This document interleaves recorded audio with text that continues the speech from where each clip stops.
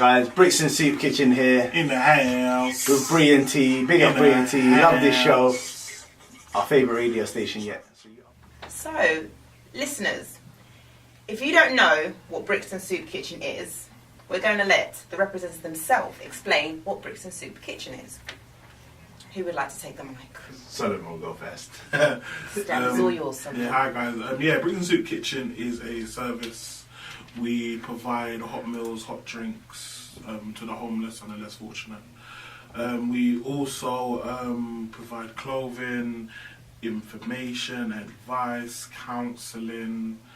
The list goes on. CVs, job search. Because initially we started in January 2013, and we initially started off for homeless people, giving out hot tea and companionship, really, which is for us what we feel is really important.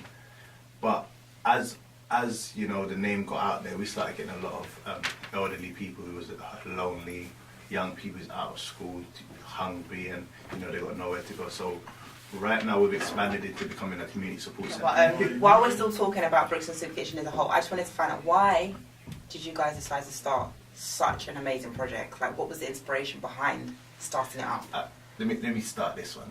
For me, the inspiration was Solomon. Once he spoke to me about the homeless, he said to me he wants to set up a soup kitchen. And I thought to myself, what the hell is that? What's a soup kitchen? And he explained to me how many homeless people he was seeing, and there weren't no services for them. And I felt, I'd be 100% honest, I felt so guilty. Because apart from when I've got something that I'm physically eating or physically bought, and I see someone homeless and just give it to them, then they go out of my mind. I've never thought about helping them progress from that, or what the issue is that's got them on the street, or even just simply talking to them. And I just kind of just sat down. No, I actually was sleeping. And it was like 5 o'clock in the morning, and I just got up and I was like, why don't I just set up a soup kitchen in Brixton? Just randomly. I'm not going to lie, this is what he does. If I'm honest, he'll phone me and say, Hash, we need to phone these people because this is what we need. And I'm thinking, but it's 5 o'clock. In the morning? In the morning. As you do? Yes, yeah, okay, so you have to put your phone on silent. Cool. So it's like my mind would just think like, I think it's because I'm dyslexic. Okay. So it's like, where you're very weak at one point. But you've got, your strengths on the other point. Yeah. So it was like, I'll wake up and on my wall, I don't have fancy pictures and that. I've just got a big billboard of bare writing. You know what I mean? So what I done was I woke up and I was like, right, soup kitchen in Brixton. Woke up again, how am I going to do it? And then that's when I started to make the plans. And for me, it was like, I didn't really want to do it for, when people was kind of saying, oh my God, I want to do this, and they got so much palaver and so much long talk. I was just like, all I got to do is just find a centre. You know what I mean? And then that's when I was just going around Brixton looking for centres who would allow me to run it. And believe it or not, 99% of them said no. Seriously? We don't want you to do this here, risk assessment, blah, blah, blah. But then one centre was like, right, I'll give you a try. And I just started off just by buying a flask, buying some plastic cups and tea and coffee. And that's all we started off with. I was looking at some of your Insta videos. There's a lot of people that come to help. Yeah. I think when you guys did the Brighton. Yeah.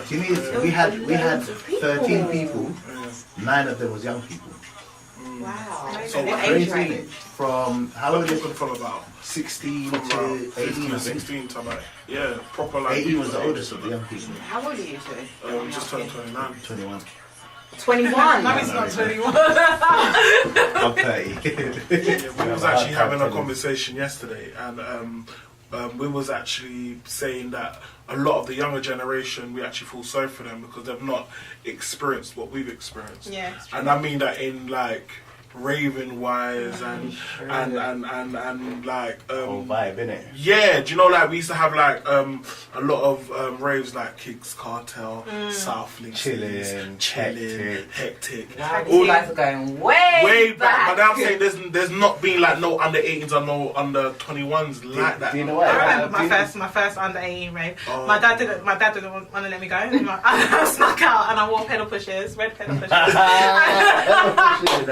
I red pedal pushers, and them little Chinese shoes. Those, I wore those. I thought I was the ting. I was like, I know I'm nice. Yeah, honestly. And I didn't know what to do when I got there. I was like, so what do you do when you go to a rave?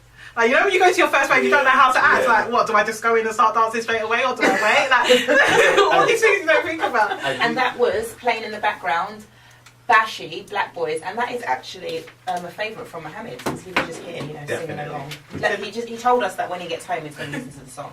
So we've inspired him to go and listen to a bit of Bashy when he gets home. I was actually in the remix, you know. See? But not singing, I was just in a video. Like a video. He was going to say something else. Basically, Solomon was a video vixen in his previous years, just to let you guys know. Yeah, all up in that. Google that, yeah. You'll see that. Video vixen. Don't worry, we'll get see what he was wearing. I was backing it up. We're just working for it, yeah? Back it up, What's a day in the life of Brixton Soup Kitchen? 9:30, we have to be there, open up. We have to set out. Just to say, because he keeps skipping all these little bits. He has to drop his daughter to school in the morning. Okay. School run. He's got 2 kids. Yeah, I thought you had more. There's on your Instagram. There's loads of kids. I didn't know who belonged to you. No, I've got 2 kids. Okay.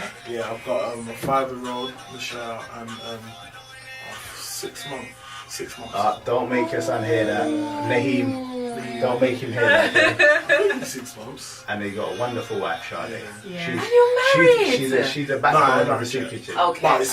But And does she make cakes as well? yeah. Ah, what she does I've as done well. my like that, you know. research. What's her company called again? Bakey Smile. I'm Bakey just gonna big Smile. that up. But what she does as well, she makes cakes. She makes birthday cakes for people who can't afford to make birthday cakes. So she gives it for free. I wanted to find out, would you rat out a loved one if they had committed a crime?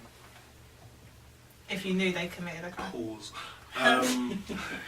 The silence. I don't know. No, That's a good one. I'll be honest. See, it's not even a good. I'm not gonna lie. Definitely not. Definitely not. Okay. Because I think you've got responsibilities because of your closeness to the person. Your responsibility is for your community as well as for the person themselves. And I think it's about giving them good advice. You see, for me, yeah. You see, like if one of my friends, or one of my loved ones, like my twin brother or something, was to say to me, do you know what, brother? I've done something wrong and I think the person's dead.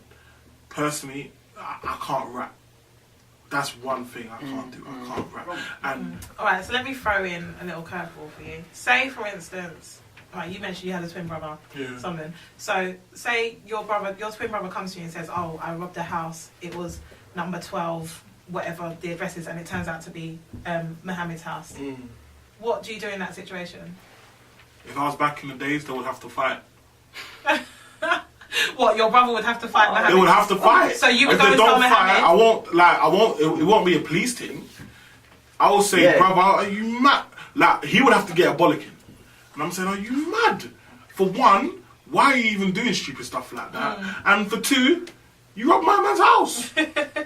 You're gonna have the beef. So would you tell Mohammed that it was your brother who done it? My thing is straight. My brother would have to go to Mohammed and be like, brother. You see, and that's what I mean about that advice, because you have to solve it. Because if Solomon was coming to me and saying sorry, I'm saying, but you didn't do nothing to me. I don't want your sorry. Your sorry don't mean that because you never done me nothing. So there's potential for the issue to still continue. For me, first thing is I make my brother go and take back the things and apologise. If you know any areas where homelessness is needed, even though we're called Brixton Soup Kitchen, that's everywhere. just a name. It doesn't mean we can't come out of Brixton. We was in Brighton 2 weeks ago. We was in Hackney last week. You so know, supporting people that's doing the thing. Yeah, so just by giving them that support. You just physical support, you know. Yeah. Sometimes when you're doing something by yourself, you don't know if it's worth it until other people come and show you Yeah, that's appreciation. very true. So So for whereabouts us, in Brixton is your, where are you based in Brixton? What's the actual address? We're based 297 to 299 Cold Harbour Lane, also known as the Brixton Social Club or Domino Club. Everyone knows that. Please add us on the Instagram, Brixton Soup Kitchen. Follow us. We will follow back. Twitter, Brick Soup Kitchen. Facebook, Brixton Soup Kitchen. LinkedIn, Brixton Soup Kitchen. If you type in Brixton Soup Kitchen, you'll get us. Google, Brixton Soup Kitchen. Brixton Soup Kitchen, big up T and Bree on their show, Power X Show. BreeAndTee. T and Bree. No matter your position, you can come down to Brixton Soup Kitchen. Like, I remember days I never had.